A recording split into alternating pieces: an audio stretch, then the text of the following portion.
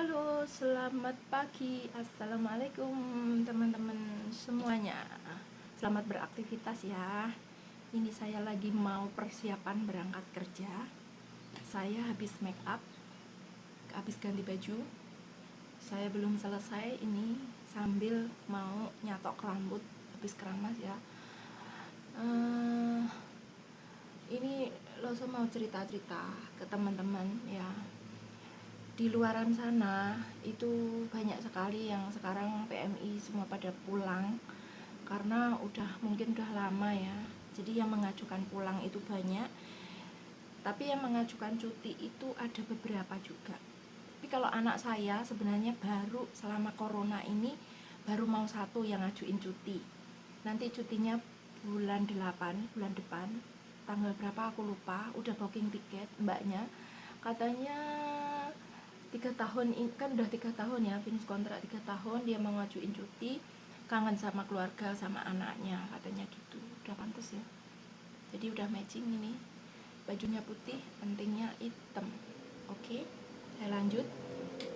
Karena saya mau nyatok rambutnya habis dikeramas. Terus selama ini kan musim panas ini kan saya ikat rambutnya jadi nekuk-nekuk gitu loh, jadi harus dicatok kayak gini. Nah, ini saya lanjut mau cerita lagi. Jadi selama corona ini kan nggak bisa cuti. Nah, ini udah mulai bisa cuti. Anaknya Loso itu ada satu yang ngajuin cuti, dia biaya sendiri loh ya tiketnya. Tapi kayaknya tiket ada perjanjian dengan majikan, tiketnya katanya dibayar sama majikan, separuhan kayak gitu. Berangkatnya dibayar majikan, pulangnya ke sini. Kalau dia balik ke sini itu harus Mbak TKW sendiri yang bayar kayak gitu. Terus cutinya itu 1 bulan. Ke mana ya, rumahnya Jawa Tengah kalau nggak salah. Nah, terus biaya apa ya, karantina apa itu ditanggung sendiri. Terus tapi saya dengar kemarin dari kantor itu katanya majikan juga yang bayar, tapi saya nggak tahu ya karena kerjaan mbaknya. Nggak semua majikan itu menyetujui untuk membiayai cutinya ya. Jadi kemungkinan ini suatu contoh aja, mbaknya ini kerjanya agak berat, ngerawat 2 pasien. Pasiennya tuh dirawatnya nggak gampang, dua-duanya pikun, tapi yang utama itu jaga akong aja ya. Terus jaga ama aja, terus amanya sering keluar lah intinya kayak gitu. Terus akongnya sering nuduhan uangnya hilang dan lain sebagainya. Nah, maaf ya saya ngomongnya sambil nyatok rambut karena saya harus cepet-cepet berangkat kerja. Terus saya kalau siang nggak ada waktu untuk ngonten gitu loh. Jadi ini sebelum berangkat saya ngonten dulu ya. Nah, saya ulang lagi, mbaknya itu kerjanya berat, jadi dia ada perjanjian dengan majikan kalau minta cuti biaya semua harus ditanggung oleh majikan. Tapi majikan kemarin kayaknya merasa keberatan karena hotelnya itu agak mahal ya. Sehari itu karena ini masih karantina, sehari katanya 1.900. Karena yang bayar majikan itu bilangnya agak mahal, terlalu mahal, nyuruh kita agensi untuk mencarikan hotel yang harganya nggak terlalu mahal katanya gitu. Ini agak susah karena di belakang ini nggak kelihatan. Saya mah asal-asalan aja, yang penting agak lurus. Nah, terus kemudian kemarin saya dengar lagi mbaknya masih suruh sabar dulu kayak gitu. Tetap cuti tapi suruh sabar dulu, nunggu cari hotel karantinanya itu nggak terlalu mahal. Karena saya dengar dari mbaknya itu biayanya tuh semua cuti ditanggung oleh majikan kayak gitu, cuman tiket aja paruan ya. Terus ini karena yang majuin cuti baru mbaknya, baru satu orang ini ya. Nah, jadi saya juga salut sama anak-anak saya. PMI saya itu nggak banyak yang ribet karena kalau masalah karantina itu ya bilangnya karena masih mahal, jadi masih bisa diarahkan ya anak-anak saya.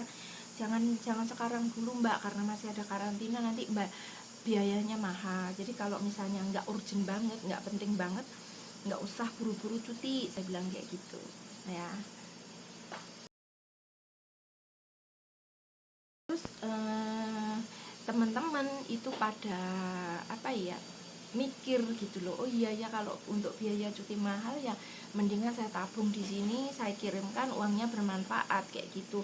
Kecuali ini juga saya sarankan, kecuali kalau misalnya nanti karantina Taiwan itu udah dihapus, tidak mengeluarkan biaya banyak, itu pasti nanti banyak yang cuti. Jadi kalau kalian mau cuti ya monggo silahkan, yang penting majikan itu menyetujui ya, enggak kok kamu memaksa loh ya. Kalau misalnya majikan nggak menyetujui itu pasti ada alasan, mungkin pasien nggak ada yang jaga, mungkin majikannya sibuk kerja, mungkin cari penggantinya belum ada kayak gitu. Jadi kita juga harus bisa mengerti kondisi bagaimana majikan, bagaimana pasien kamu kayak gitu.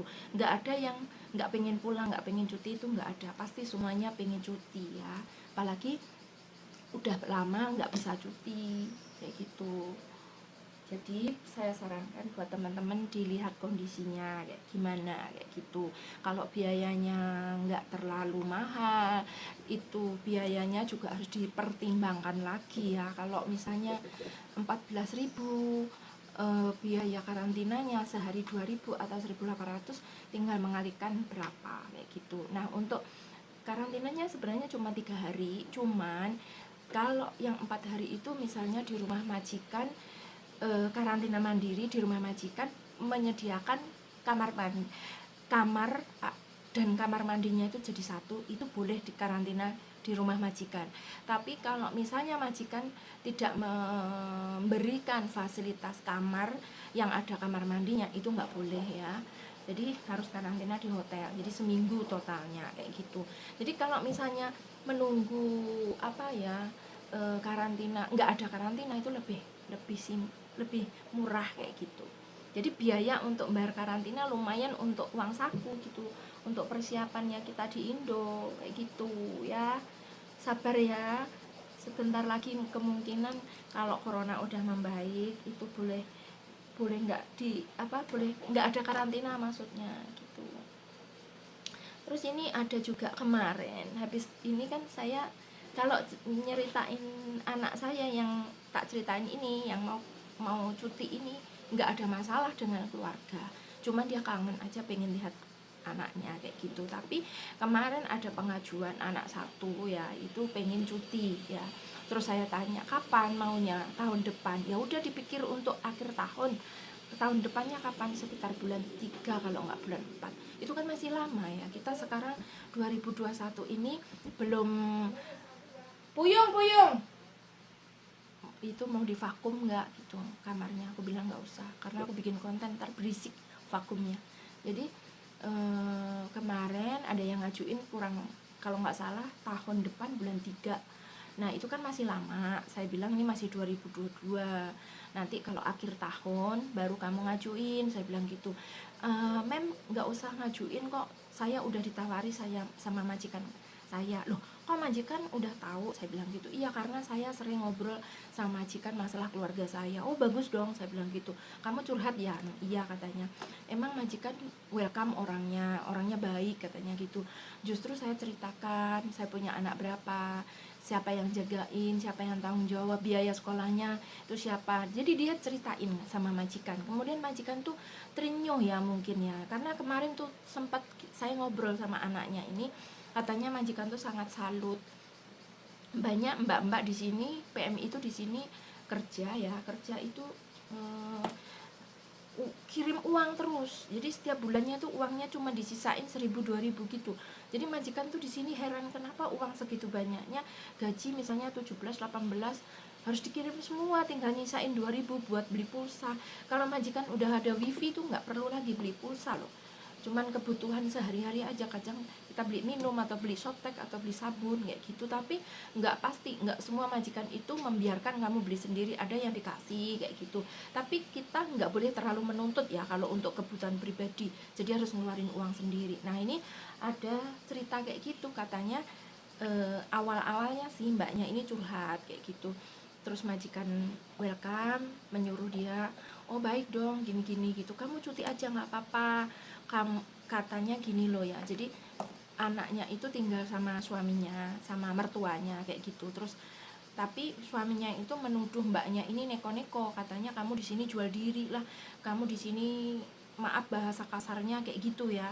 Terus mbaknya ini nggak terima, katanya setiap bulan tuh jarang kirim, padahal kalau kirim itu dia ada perhitungan juga, maksudnya anaknya kan biayanya sekolah nggak segitu mahal, masih umur 5 tahun ya, masih TK, tapi suaminya selalu minta kiriman. Nggak tahu untuk mertuanya atau suaminya ikut makan untuk kebutuhan sehari-hari, pada terus nggak kerja, kadang gengsi nggak kerja atau gimana. Nah lama-lama kan mbaknya merasa disakiti gitu loh, kayak diselingkuhi atau gimana nggak tahu, tapi seakan-akan mbaknya ini si suaminya jadi korban kayak gitu. Dituduh mbaknya selingkuh lah, jual diri lah, apalah kayak gitu, uangnya untuk pribadi lah, nggak mikir anak kayak gitu. Jadi mbaknya ini semakin lama semakin marah, benci kayak gitu, kayaknya diperalat kayak gitu. Jadi suaminya sering minta duit dengan alasan untuk biaya anaknya bla bla bla kayak gitu. Jadi seakan-akan anaknya juga untuk alat untuk minta duit. Tapi mbaknya kan pinter ya, nggak mungkin setiap bulan harus menuntut kayak gitu. Kenapa? Kalau untuk kebutuhan sehari-hari kan harusnya suami kerja di rumah kayak gitu. Terus di sini pun kalau dituduh kayak gitu kita nggak terima, karena saya juga pribadi tahu kalau memang di sini kerja ya, kita kerja 1 bulan sekali belum tentu dikasih libur, 1 kali belum tentu. Nah ini mbaknya juga nggak suka libur, tapi kenapa dia selalu dituduh kayak gitu gitu loh. Kalau misalnya kita di sini penampilannya itu bukan dinilai dari penampilan menurut saya, karena misalnya penampilan kita begini terus kita up di sosmed, kita kadang joget-joget di TikTok, apa hiburan mungkin ya, jadi nggak kok perilaku kita itu seperti yang ditunjukkan ke sosmed ya. Jadi mbak-mbak itu ada gimana pelampiasan kayak gitu, tapi suaminya mungkin lihat dari sosmed kalau penampilan istrinya udah berubah dan lain sebagainya, terus asal menuduh, itu keliru besar. Nggak semua PMI itu juga begitu ya. Jadi ini saya sarankan buat teman-teman ya. Makanya kalau gajian itu tolong jangan selalu dikirim, jangan terlalu manut sama keluarga, sama suaminya, disetir gini, di apa gitu, diarahkan gini, enggak. Biaya anak-anak sekolah memang mungkin kalian yang menanggung ya, tapi ya enggak segitu banyaknya. Makanya kalian di sini harus pinter. Yang dibuat anak wajib itu maksudnya ya harus mungkin membantu membiayai sekolahnya anak-anak, kehidupan sehariannya anak-anak atau keluarga kayak gitu. Tapi sebagian kamu juga harus bisa menabung di sini kayak gitu. Jadi nanti kalau pulang kalian uangnya itu nggak dihabisin semua, kalian masih bisa punya simpanan kayak gitu. Kalian harus pinter-pinter ya. Jadi jangan semuanya manut disetir sama keluarga, jangan ya. Oke, itu aja cerita sedikit buat teman-teman. Jadi kalian harus waspada, harus hati-hati kalau anaknya kalian dibuat alat untuk meminta duit ke kalian, terus kalian seakan-akan yang jadi pelaku, terus padahal suami kamu yang nakal, yang nggak tanggung jawab kayak gitu. Tapi ya ini saya juga nggak menuduh, nggak semua orang seperti ini ya, cuman saya menyarankan saja, karena banyak sekali yang cerita itu bukan anak saya aja, yang lainnya juga banyak yang pernah cerita kejadian yang sama kayak gitu. Jadi kalian harus berhati-hati intinya kayak gitu. Udah itu aja ya, saya mau berangkat kerja, udah jam 9 lebih, saya setengah 9 harus OTW. Hari ini saya tugasnya ke luar kota, jadi buat teman-teman tetap semangat ya, jaga kesehatan, semoga sukses selalu, panjang umur. Terima kasih. Assalamualaikum.